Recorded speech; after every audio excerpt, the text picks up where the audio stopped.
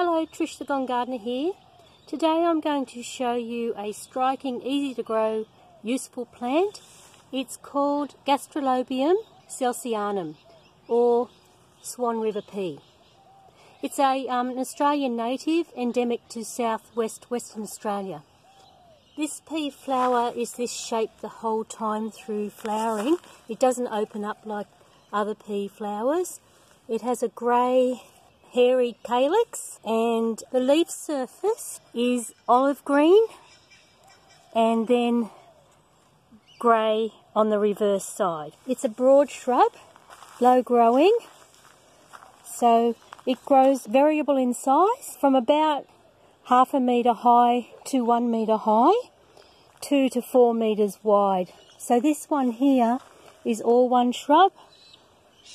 It doesn't compete with other shrubs, so you can see here it's growing happily amongst, and it has brachyscome growing through the middle of it, all quite happily together.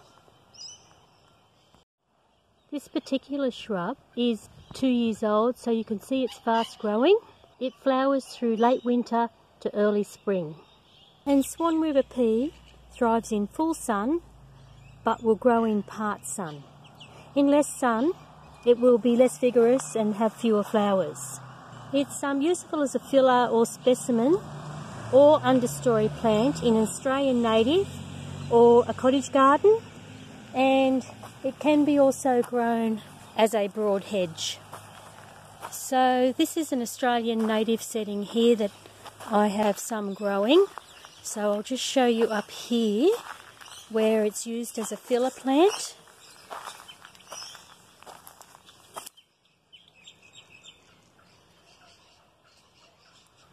And over here it's in less sun. So this one here receives about 3 hours a day. So it's the same age as the one at the front of the garden, but this one here receives 3 hours sun a day. So you can see it's still flowering, less vigorous, but still making a nice filler. The Swan River Pea can also be used in a coastal setting and also as a soil stabiliser. It's adaptable to various soil types from sandy to clay loam. It's also adaptable to a wide range of climates, from a light medium frost to warm hot climate. In frost areas, plant out in spring after frost has finished to allow it to have time to establish before the following winter.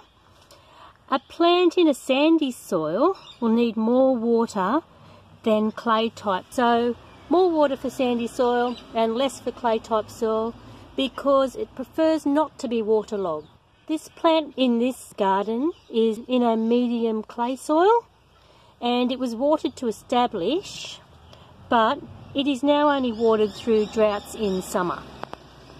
Swan River Pea, yeah, I've never seen it with any pests or diseases, and it does attract honey-eating birds.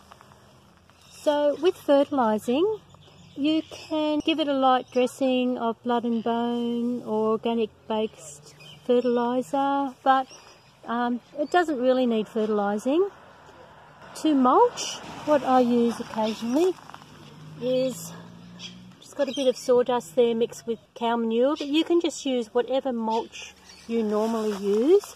You can lift up the shrub if you can to mulch under it, but what I do is I sprinkle mulch over, as you can see, to get through to the ground covers, and because it's a fine mulch it'll go through. You just rub your hand over to make it fall down onto the soil.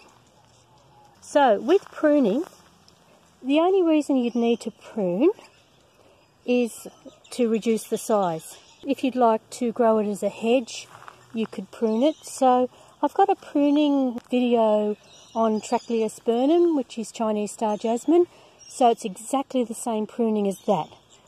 So you can have a look at that video. I'll put a link down in the description.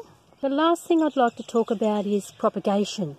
I've also got a propagation video, which I'll also put in the link. But what you use is the semi-hardwood cuttings. So what you need to do is, when it finishes flowering, wait till the new shoots harden off. It's best not to use the soft cuttings, so use the semi-soft. So wait till it finishes flowering, because you can see here in each point there's a flower still coming. So you'd be propagating in summer when it's finishing flowering. So have a look at the video link, as I said, onto how to propagate semi-softwood cuttings, and do it via that, but wait till summer. Okay, so hopefully this video has been useful, and happy growing. Thanks, bye, see you next time.